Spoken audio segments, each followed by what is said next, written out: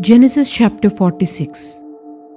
When Jacob heard that Joseph was alive, he set out from Canaan with all his family and belongings to go to Egypt.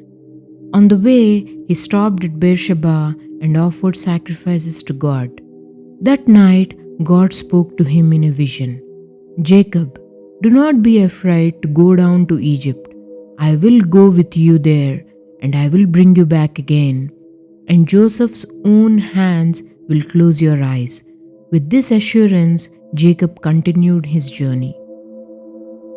Jacob, also called Israel, traveled with all his sons, their wives, children, servants, flocks, and herds, the whole household. The Bible carefully records the names of Jacob's family who went down to Egypt, his sons, their children, and grandchildren. In total, about 70 people from Jacob's family made the move. As they drew near to Egypt, Jacob sent Judah ahead to lead the way to Goshen. When Joseph heard his father had arrived, he prepared his chariot and rushed to meet him. The moment Joseph saw Jacob, he threw his arms around his father and wept for a long time.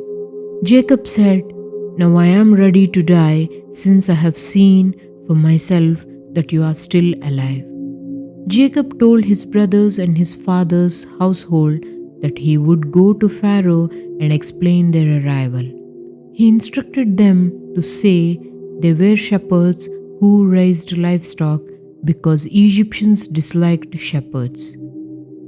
By saying this, they would be allowed to live separately in the region of Goshen, where they could prosper and remain together as a family. God not only reunited Jacob's broken family, but also moved them into Egypt to protect and grow them into a great nation. Even in a foreign land, God's promises never fail.